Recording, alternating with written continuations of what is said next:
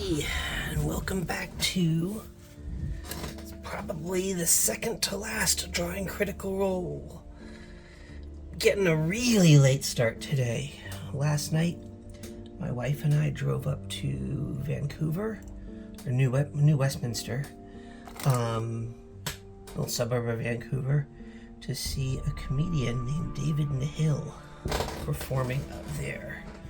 He was hysterical. He's an Irish guy. He's like a master of Irish crack and just shredded like nobody's business. The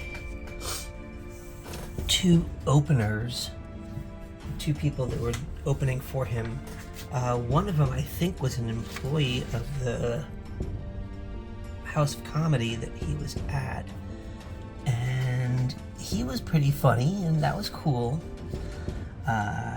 Talked about how he's a regular sized guy that was dating a very tall woman, and apparently they just had to break up, and he was riffing on that.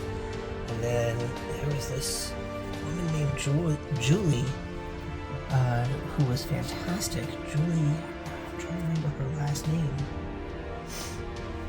I want to say, is it Tran or I don't know. She's Asian. She was fantastic. After she was done, I'm like, oh, this guy David better be good, because that's a lot to follow up. And he was so good, he was riffing off of the stuff the openers had said in their sets, and using it in the most creative ways and adding to the opener's sets basically by the way that he built on it, which I was very impressed with. That's a hell of a skill, because he's not using like pre-written material that he's come up with at all, that I could tell. He was really going off of whatever was going on in the early parts of the show, or even things going on in the audience. There was this guy in the audience sitting right in front stage center,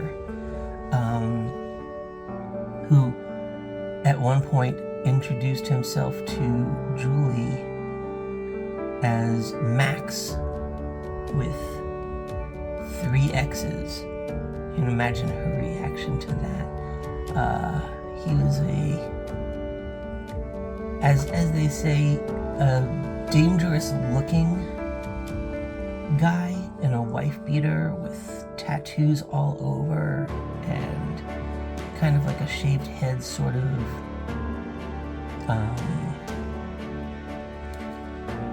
half-shaved head kind of thing, but just tough looking. But you could tell it was like for attention. I think they could tell for sure it was for attention. He was there with this very pretty girl who was, I don't know, kind of felt like decoration to him. Like, he didn't seem to... we were sitting practically behind them, so the whole time we were getting a read on this guy and his date, or his girlfriend, or whatever she was, and he was just negative, and he was a kind of a heckler, and he was kind of trying to steal attention during the show a lot. And I can imagine there's some comedians that wouldn't know how to deal with that very well, but David Nahill is Irish through and through, and there's no way in heck this guy was going to get away with that at his show. And he made that pretty clear right up front. And I was very impressed. The guy ended up leaving early. I think he had had all he could take of being just roasted by David. But he did what he was intending to do, which was like steal the attention of the audience and the comics. And he was memorable. Maybe not in any kind of positive way, but I don't think that was ever his goal, to be memorable positively. And it was an interesting little lesson, really, in dealing with those personalities. And there's so many different ways to deal with those personalities, and each comic was dealing with it their own way. But David was definitely the one that tore him down a peg. And that was actually strangely gratifying to watch. I've seen these YouTube videos of comedians tearing up hecklers, and that's great, but it's a whole other thing to see it happen right in front of your face. Like we were literally one table away from this couple, and just were able to watch the whole thing unfold in a fairly impressive manner. And this guy thought he was going to win most of the way through the encounter, and I think David always knew the guy had no chance. He was never going to win. It takes a lot to be quick-witted enough to go up against any self-respecting Irishman in a battle like that. But then a professional comic, like, you're just looking to be embarrassed, just looking for it, begging to be embarrassed, and he got what he needed. And it was, I think basically the audience was like cheering gleefully when this dude finally got up and left.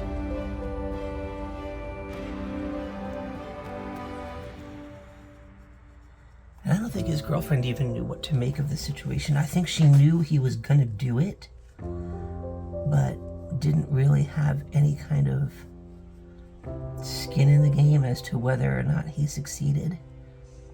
As David mentioned, she didn't talk a lot. Honestly, we were right behind them, and I think she said maybe 7 words the whole time. I don't think she responded to the comic very much, or any of the comics very much. I don't think she responded to her boyfriend guy very much. She was really unsettlingly window dressing, which was rough to watch from the outside. And like, this woman would benefit immensely from watching the Barbie movie. It's like she really needs an eye-opener in a bad way.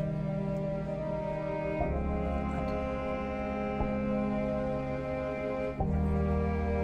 one thing I noticed is none of the comics were feeling like it was their job to save her either from this guy, which I kind of respect that. Like, you gotta pick your battles.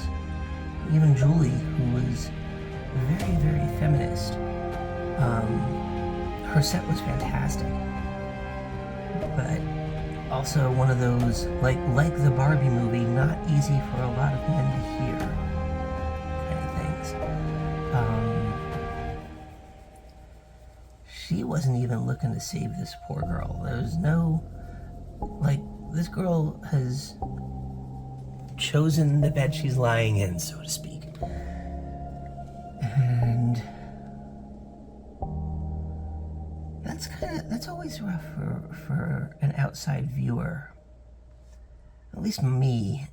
I have a hard time seeing people make the choice to accept the bad situations in their life that they could choose otherwise, you know? I don't know, maybe it's that D&D mindset that I have where it's like, oh, there's a helpless villager and we have to solve their problems. I do understand not trying to solve everybody's problems. It's just there's so many people that are having problems that look like they cannot handle.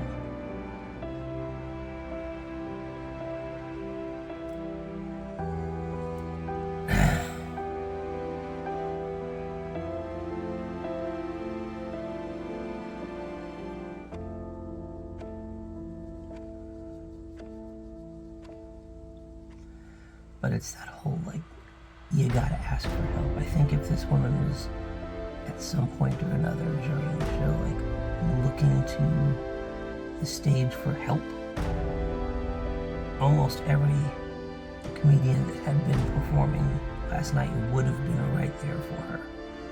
But, she was perfectly happy with the hole she was living in.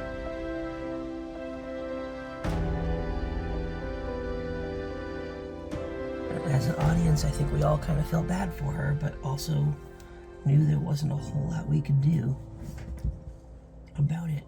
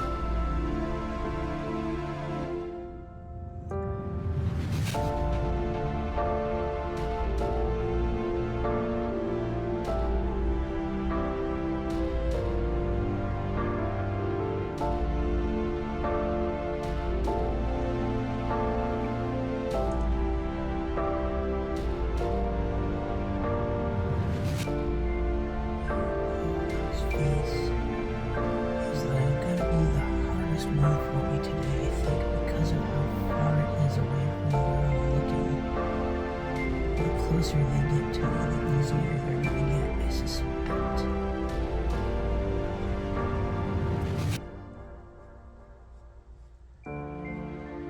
Coming home from Canada last night, we drove up. It was 3.5 hours to get there because of traffic, and a little over 2.5 hours to get home. So like literally an hour of traffic getting there. We had to leave when Jean got out of work. So it was like dealing with Seattle rush hour. It's never a great time. Yeah, I really was feeling that my eyesight is not having a great time of it. On the way home, was luckily Jean had become the designated in the dark driver, because my vision is just not up to the task anymore. It's a little weird realizing you're at the age when things like that are starting to matter. I thought my mom was about 65, 68 when she started to talk about her driving limitations, but I wonder if it was happening earlier than that for her. I think even her eyesight was better than mine at the age that I'm at. My eyesight has always been an issue, and I don't make it easy on the eyes. They're constantly being tried with things like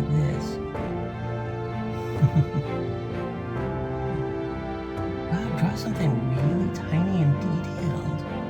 That'll be great for your eyesight. It's not straining at all. Oh well. Gotta do what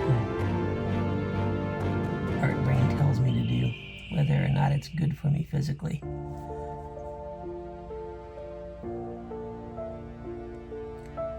And it's that whole people seem to like it, so I keep doing it. Catch-22.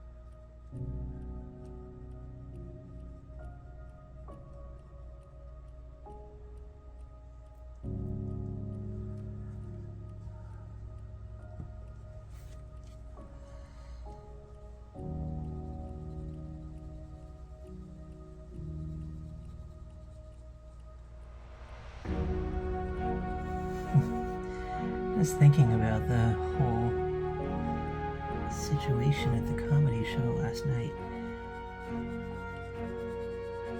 I have to wonder, like, these people, Max with 3 X's and his partner, were placed right at front row center when they came in.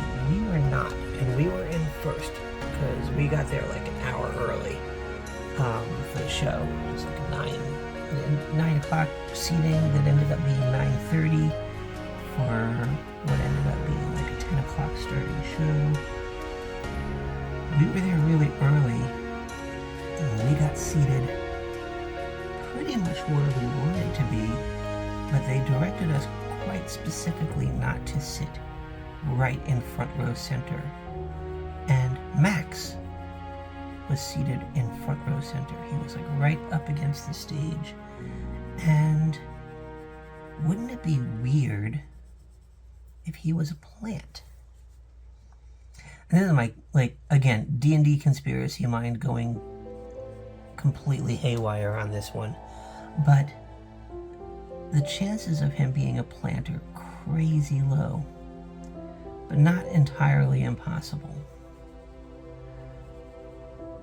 Because if you're a comedian who does a really good job of countering people who are hecklers, you kind of want a heckler in the audience, right? Like, you want somebody who's going to be that guy. That's the problem. And I don't think David Nahill is set up to have a touring heckler going around with him. Like a pair of people who are just there to heckle his show so he can build on it. That would be a lot to expect or ask for from somebody. And the guy left, the couple left early. So if you're the accomplice heckler, don't think you would leave early. But maybe. It's like seeing the magician's trick. Like, if I was a magician, I would have somebody in the audience that nobody expected. But that's like a lot of extra expense when you're a touring act to bring somebody like that along. And then to bring a couple along and have one of the people in the couple doing nothing?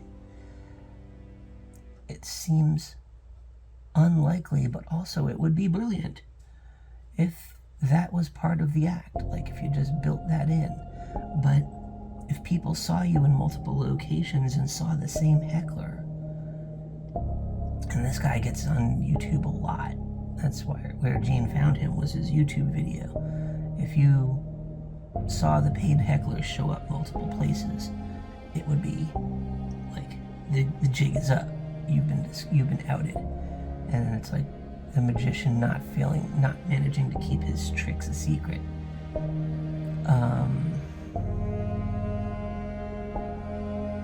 So yeah, the chances of him actually being a plant are pretty low. Wouldn't that be something? Just fascinating that it even came to mind that was possible. But that's how well it worked last night for him. This guy could not have been better for his act.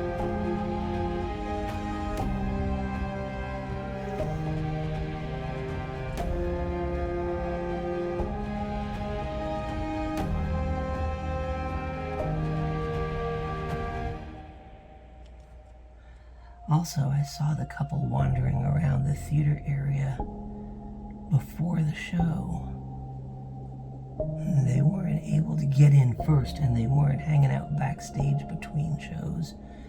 And David was talking about them after the show to the audience members that lined up to get photos with him and stuff, because like he had some and then made some big fans last night. Everybody that went to that House of Comedy in British Columbia last night, House of Comedy BC, I think is what it's under online. Everybody that went there last night, whether or not they knew who they were going to see, was a fan of this guy at the end. And so all of the people lining up to get photos with him and stuff, he continued to talk about, and they continued to talk about the, to put it simply, asshole in the front seat.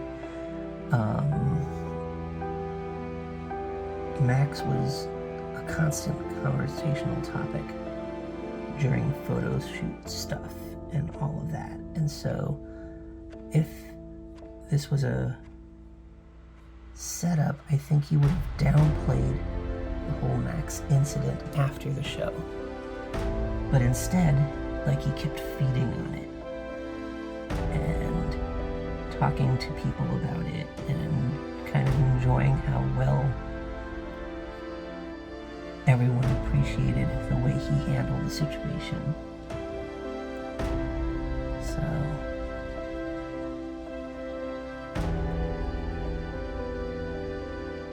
what is it? Would have been a hell of a pull-off if that was the case.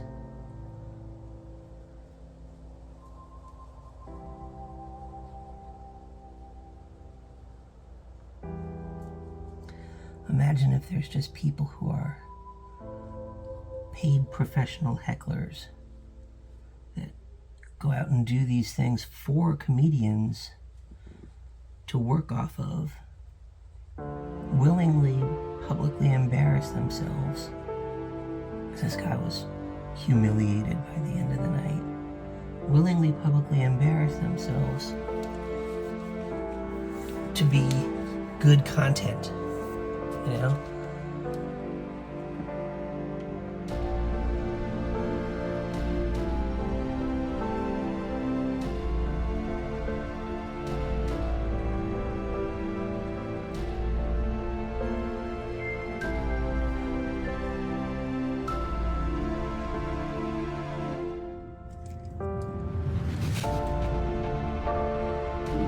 The temptation to do something there was very, very close. I resisted it. Like, oh, that is the arm. That's not a thing in the way that I have to erase. It was actually close. I almost messed something up.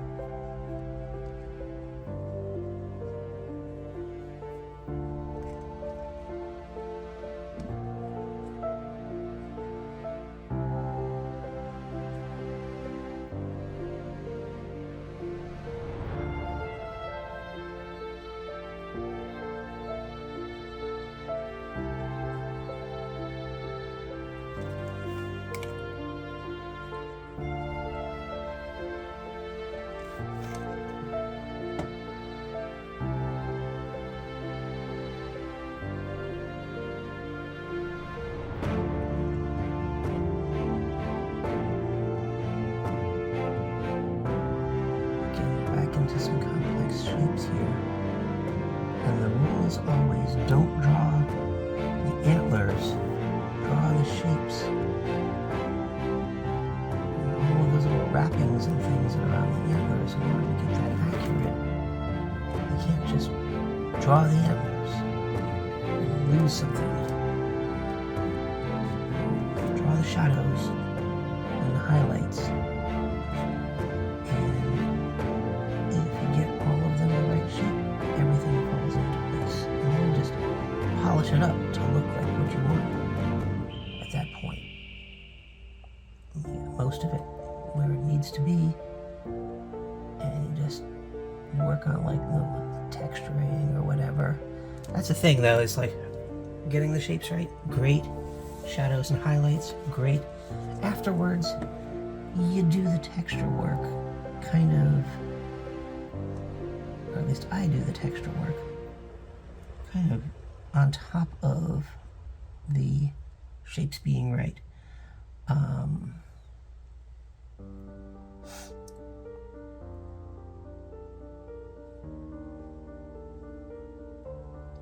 That's part of making these sculptures look more like people, is adding the extra little elements that would be hair or bone or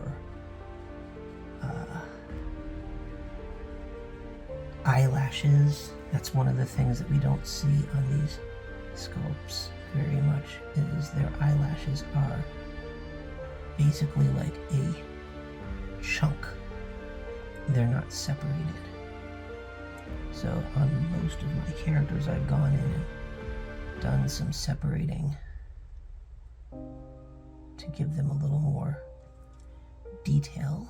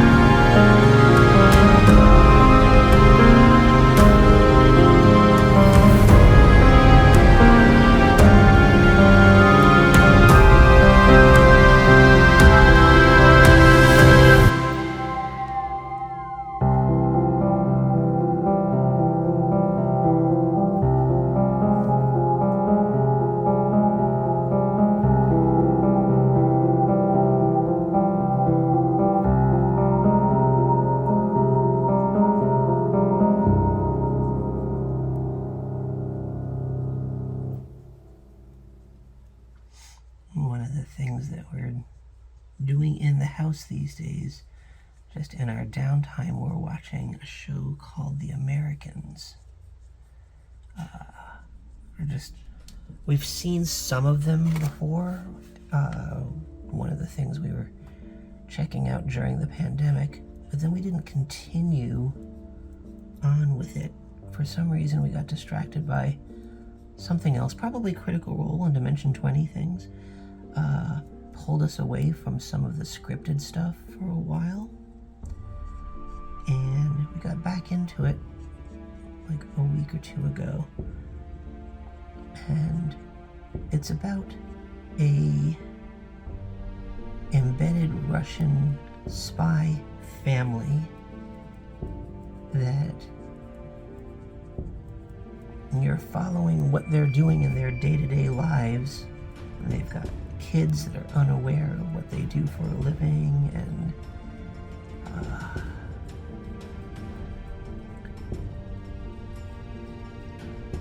it's quite adult content, because there's a lot of like spycraft from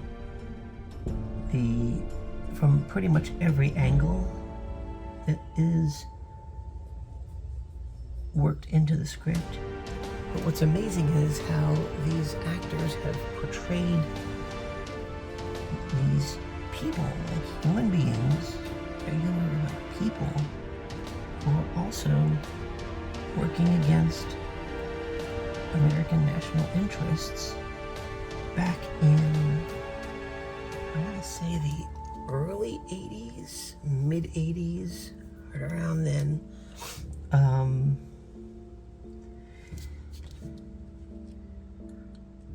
And you get to appreciate the complexity of these characters' lives so much that when the FBI is actively chasing them down, and which happened in the episode we just watched, there was like basically a car chase. The FBI was like onto them. They would pretty much figured out this car has Russian spies in it, or Soviet spies in it, and they had all sorts of resources dedicated to catching them. And as the viewer, you're hoping they escape, which is of course crazy, because you know, it subverts your expectations, because you would think, well, you should be on the FBI side. You would want these people who are attempting to thwart national interests to be caught and stuff. But not like you're rooting for the wrong side, because the writing is good and you get sucked into it. And I find that fascinating, to be able to tell a story where you get your audience engaged in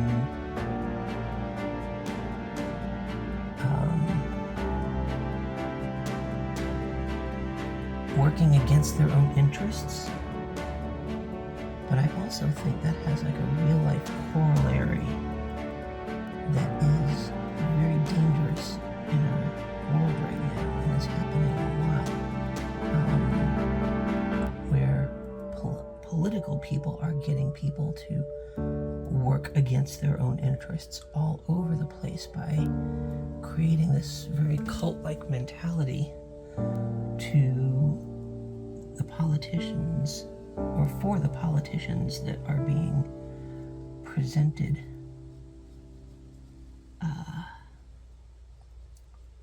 Of course, I'm basically talking about right-wing folks, the increasingly reactionary,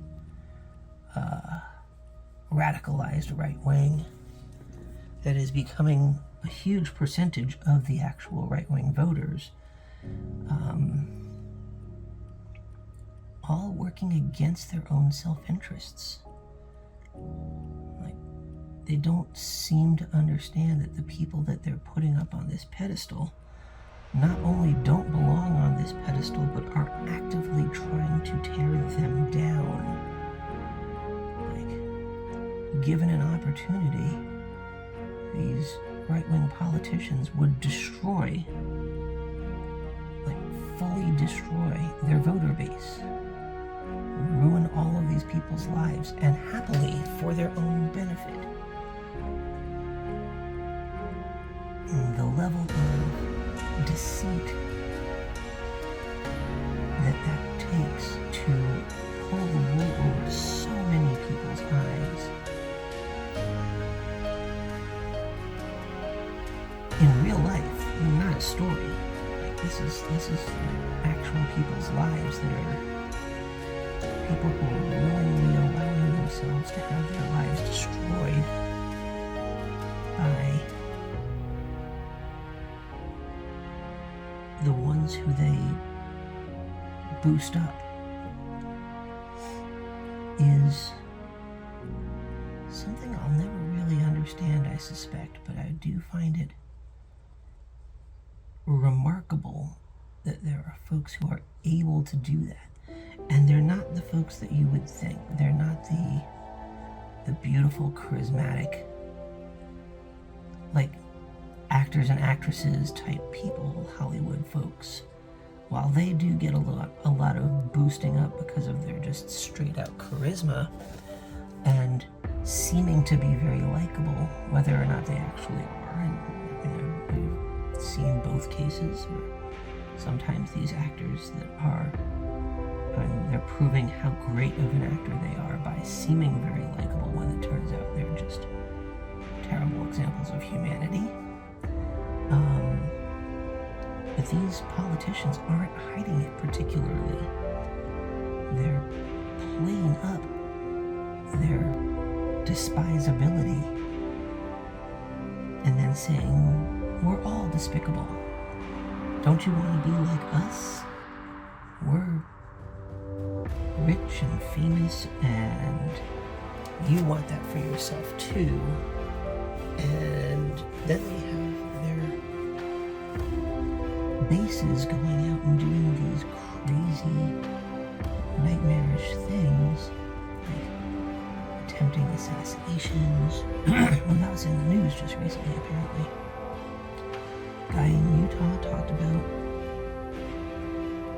killing some very high-level politicians, and the FBI ended up taking him out in an arrest attempt.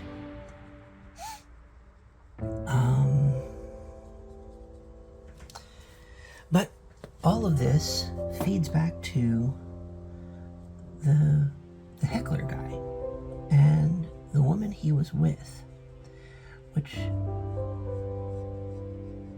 I just find myself wondering about the culture of working against your interests or acting against your interests or accepting those who are clearly against your interests, and why folks do it and do it willingly so often. This woman was with this guy who was absolutely not on her side. You know, like there was no, he had no respect for her. He clearly saw her as a source of attention for himself.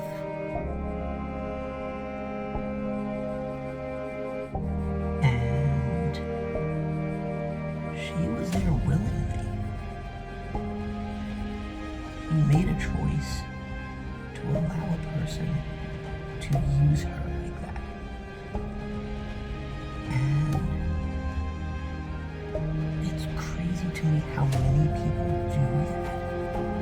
How often we see people who are happily willing to accept what will end up being a problem in their life. And what do we feel like we're achieving or gaining from that? Like, why does that feel like a good idea to so many people?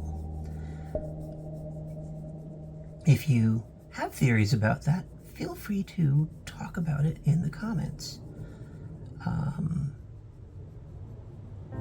totally inappropriate place to be like and subscribe and comment on this video. But I would love to know if anybody's actually solved the answer to this question. I know I've got an awful lot of very smart folks who follow me on Facebook. I've got some friends that are a heck of a lot smarter than I am. And I have happily acknowledged that and would love input on how this keeps happening in the world, because it's making me nuts. I see these things and my reaction is, oh, I have to help that person. And it can't be.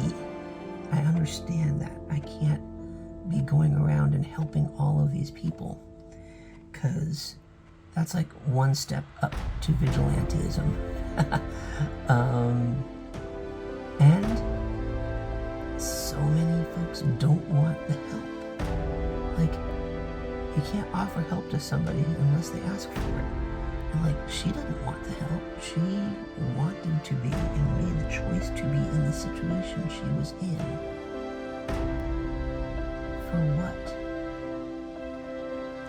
So, what do people get out of it? That's the question I'm asking today. What do people get out of bad relationships? Bad,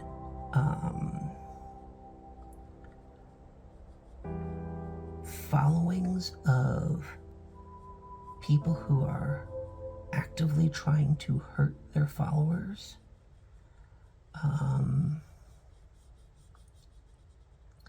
I mean, we went through 4 years of a president who literally tried to break the country he was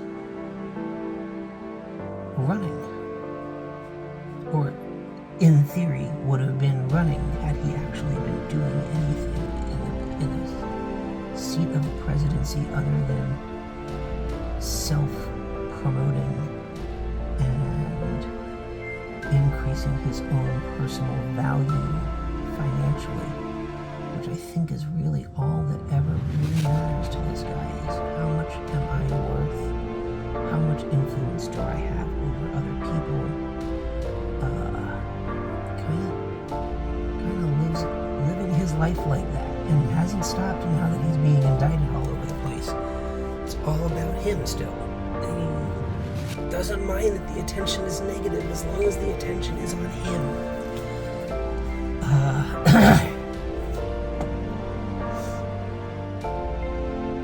He's talking about how they better be careful about the idea of putting him in jail, because like there will be some sort of vague reciprocation threatened, and the threats that he is making are obviously threats, obviously. He's not doing much in an attempt to hide the fact that he is literally threatening the people who are about to try and prosecute and punish him.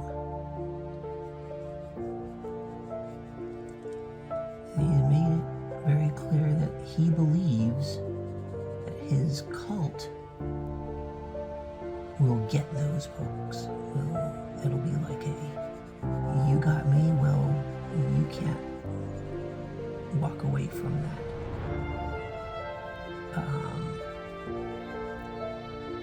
The how dare you punish him kind of thing. How dare anybody punish someone who is clearly guilty of many, many horrific crimes? Because he is who he is, and should allow him to do what he wants to do somehow in his own mind. He fully believes it. And a lot of people have bought into it. And a lot of those people are the people that he despises the most.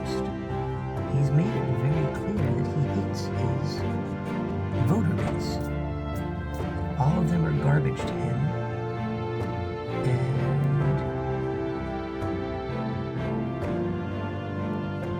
he would scrape them off his shoe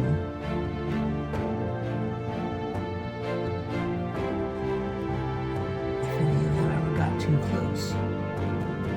No value for any of those people at all. And they pile the support onto him as if he is their, I don't know, idol or something. He is clearly some kind of false idol to these folks. Not implying that there's a true idol. All idols are false, obviously, but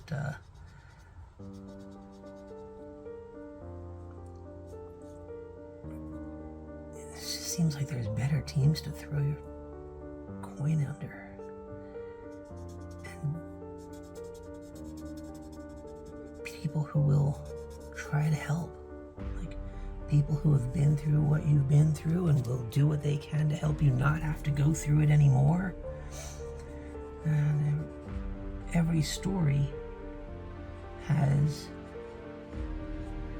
1,000 protagonists that are living it. There's nothing that's happening to any of us that hasn't happened to many of us. And there are quite a few people in the world trying to make it better for them, for those folks who have gone through these trials and things, and they don't get the kind of support they deserve because they aren't running themselves like a cult leader, like what's the word I'm looking for? Pedagogue. Yeah. I think that's basically it, right? These people are pedagogues that are stealing a belief structure and making it about them.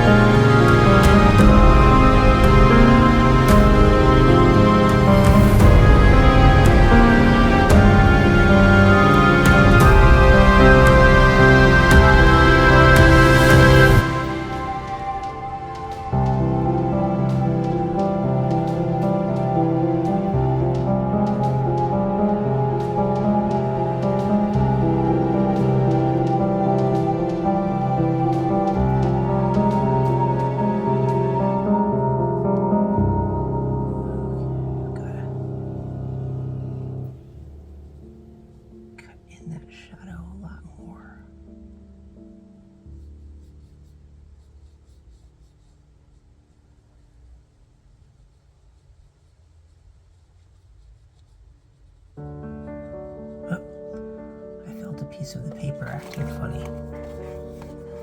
something under my paper? Maybe. Maybe not. I don't know. That was weird. I didn't like it.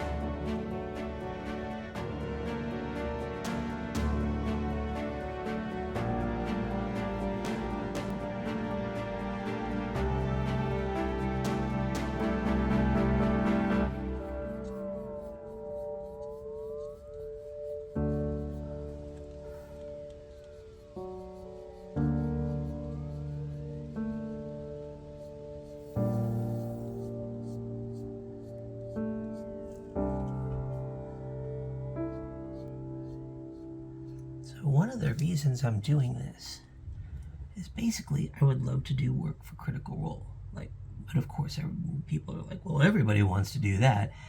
I think I'm to the point where I should be a valued asset to them if I was doing artwork for them.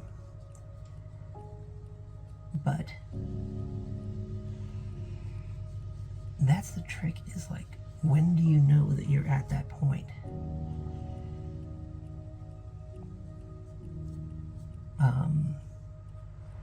But as I started doing this, I'm like, do I want to continue? Do I want to even bother, knowing that I probably won't get a chance to see them or a chance to show this to them or anything like that? I came across a post by a Facebook friend named Crystal Sully, who I believe I met at Emerald City Comic Con years and years ago. I've been following her work for a long time, since before she's been doing this professionally. I was just like, wow, you're amazing at dragons, and we should know each other. And so I've been Facebook friends with her for a long time now. And I guess it was about 4 or 5 years ago, she had done a Critical Role fan art piece that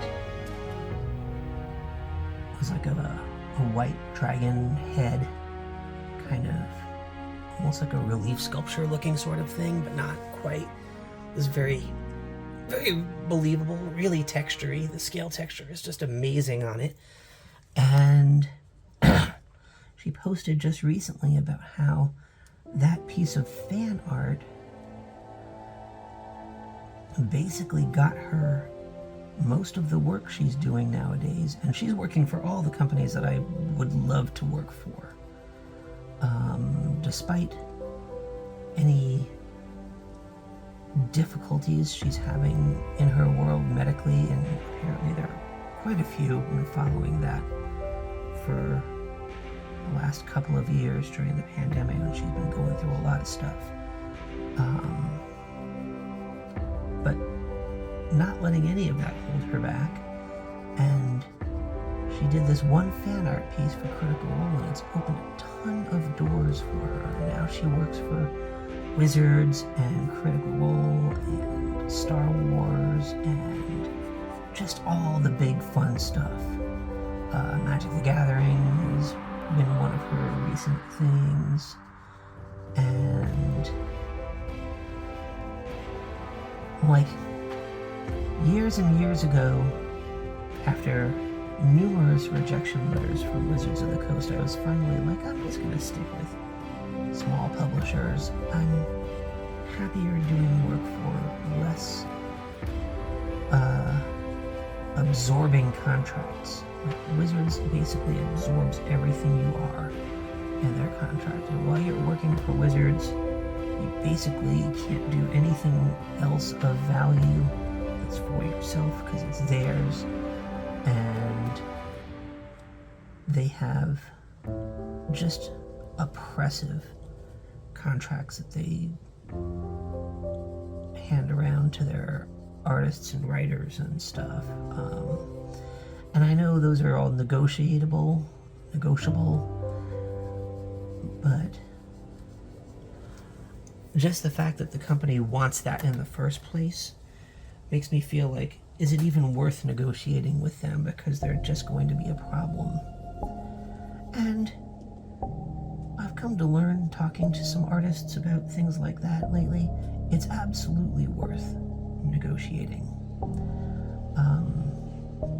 with the companies who are a little abusive with their contracts, because they are starting from a point that they're more than comfortable with, and just hoping that people will be like, sure, I'll take that because I need it.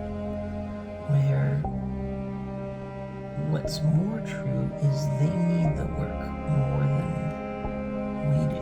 They need the product of our work. And so that's been on my mind a bit, that I've turned away so many potential opportunities. Not that they were being offered to me, but I didn't continue to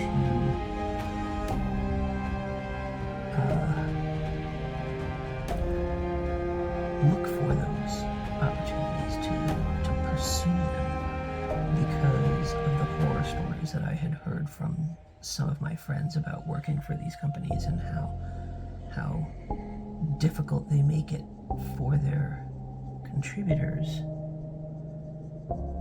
Like, well, then now I've met people who have made it work well, and it's just a matter of doing the extra work of making the company accountable for a better compensation situation. And I guess that is, if they like what you're doing enough that they want you to do it for them, then they've already proven that you have value, because they've now approached you and said, yes, we want you to do this thing for us. So you accept that now you know you have value, and your work has value, and hold them to that. The company's always going to try and look for the best thing for themselves, and that is a little short-sighted when you realize that your creators are making the thing that keeps you a company. The company should be looking to make the creators very happy, so they keep making excellent work that the company can continue to make a profit off of. That used to be the way things worked. Not only just in this industry, but in all industries. There was an understanding that if you value your employees, your employees will give you their best, and everybody wins. And these days, in an ever-growing marketplace for the product that's being made, everybody wants more and more D&D stuff, gaming stuff. The companies are acting like the bottom could get pulled out from them any minute, and they got to get everything they can from everyone they can at whatever the cheapest possible rate is in order to get what money is available before it's all gone. Crazy way of existing. It doesn't make any sense. But it is how business is being done these days. And I think we need to take it back. I think we need to hold these companies accountable for thinking that they can do it without us too. Like the AI people. I've been hearing more and more about Adobe selling AI art based on the work of the artists who use Adobe. And if that isn't a bite in the hand that feeds you, I don't know what is. Adobe is nothing without their user base. And it's not like I saw the writing on the wall, but it turns out what they're doing is they're using anything that you've uploaded to the Adobe cloud and you're saving files, and they've pushed hard on getting you to save files to the Adobe cloud, almost making it like the default way of saving your files. Like, why would you save files on your home system when you can have it in the cloud and have access to it anywhere? But then you save your files to the cloud, and they use all of that data to train their AI. And they're saying that everybody who has saved things to the cloud has kind of by default opted into allowing them to do that. And I'm like, guys, if it wasn't for us, you wouldn't have been making this software for the past almost 30 years now, I think. Because we would have found somebody else to do it just as well and not continued to buy yours. The temptation to just say the heck with Adobe over this decision they've made and switch over to like GIMP or something that does similar stuff is very, very high. But unfortunately, at my age, I know Adobe so well. I've been using it since like Photoshop version 2. I'm so familiar with the Adobe interface at this point that learning another one might be prohibitively difficult. And I wonder if they're counting on that too. Because like, who wants to learn another program when the one that you're using is doing such a great job? But my friend Todd has been talking of Corel Painter for well over 10 years now to me. And I've tried Corel Painter and it doesn't do what I want it to do. And so I kind of just set it aside. Maybe I need to look into that some more too. If they're not people who are training an in-house AI on their customers' work unwittingly to the customer, they may say we've opted into this, but there was something in some fine print somewhere that we missed, some legalese garbage that made it happen, that is exploitative in the extreme.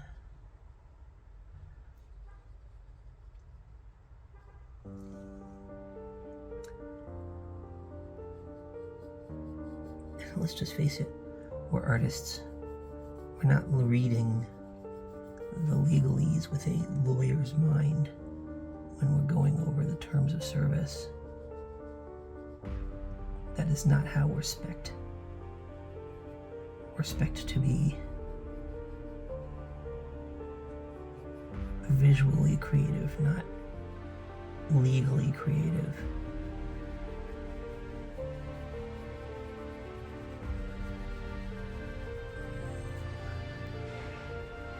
So I'm sure there's something in there that I missed.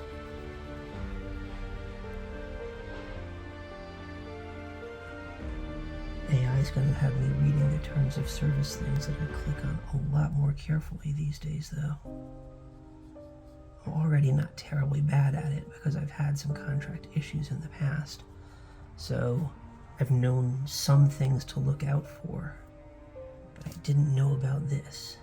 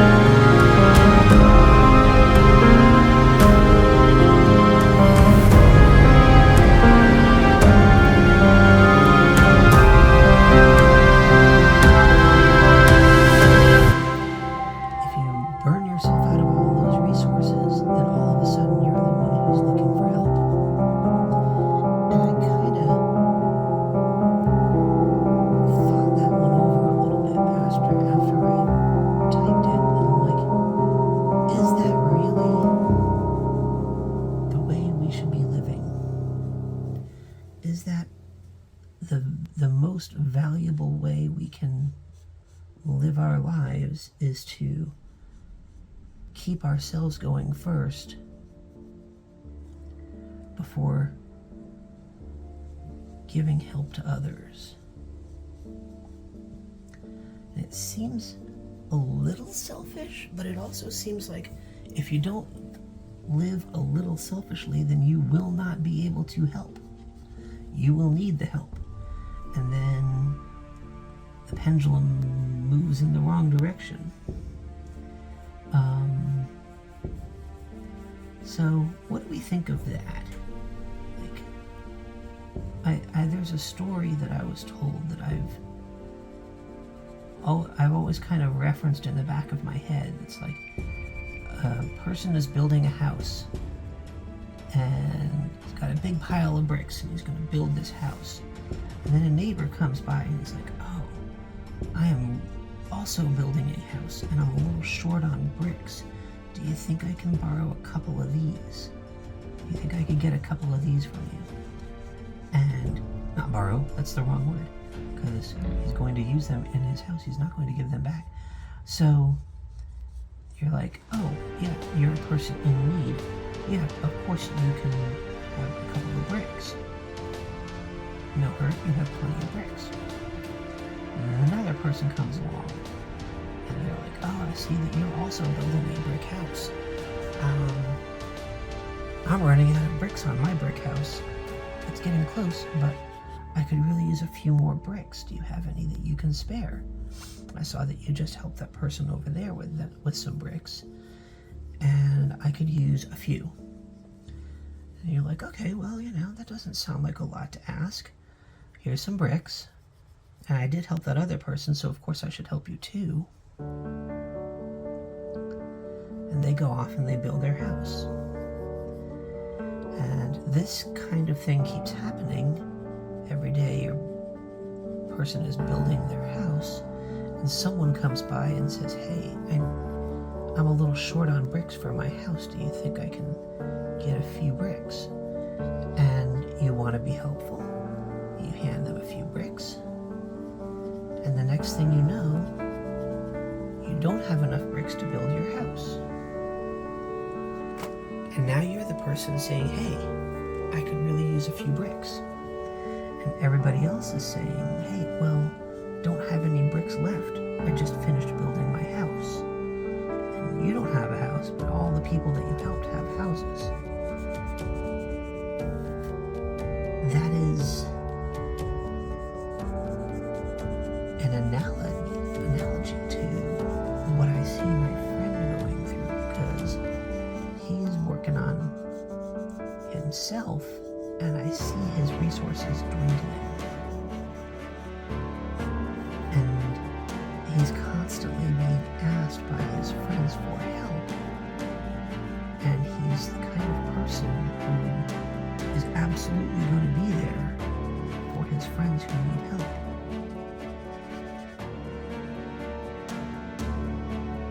But he's going to run out of resources.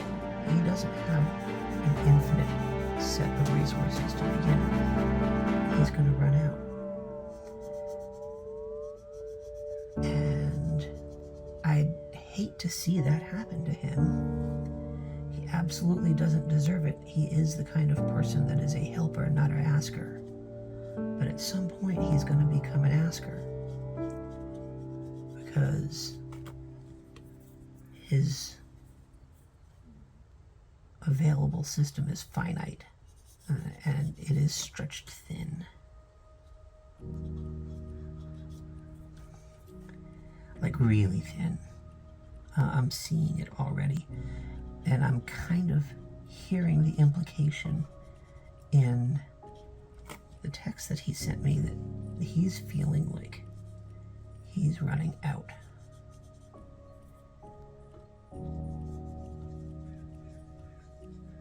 I may be reading that wrong. I hope I'm reading that wrong. I have a feeling that's the case. And absolutely doesn't deserve it. But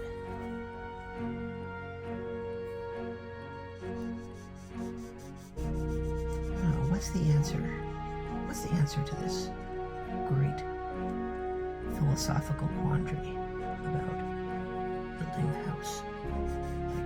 When do you say, no, I don't have anything to help you with, even though you have resources still? When do you stop giving them away? Do you stop when you run out and you don't have enough for yourself anymore? Or do you figure out a way of managing it better?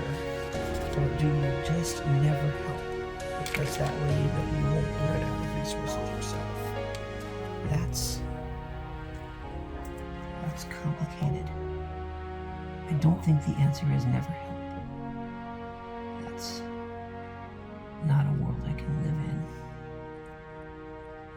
But I do know a lot of people who need help. And things like GoFundMe and the people who are saying, here's my Venmo account if you've got a little bit to spare. I get that. It's happening more and more often these days. I'm seeing it almost at least daily. I'm not going to say like a dozen times a day. That seems maybe high for my group of friends. But to say 3 or 4 times a day, I'm on Facebook and I see people needing assistance. People I know, people who I would help if I had the available resources. Right now, I absolutely do not.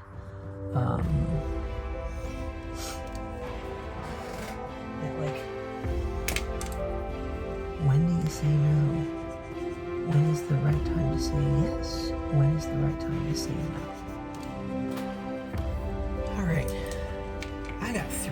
almost done today. 2 left, 3 left, 3 left. Okay, 3 today, 3 to go. That feels pretty good. I like that. So I'm gonna cut this here and come back out tomorrow afternoon, tomorrow morning, tomorrow afternoon. Afternoon seems better for light. I'm not getting those weird shiny dots and stuff like that on the page. So yeah, maybe afternoon. And get out here and finish the characters and maybe start polishing everything up. I've got some shadows to darken all around on the... I want the cast members to be more pop out intense than their characters, because the whole idea is we're really watching this show for the players, not for the...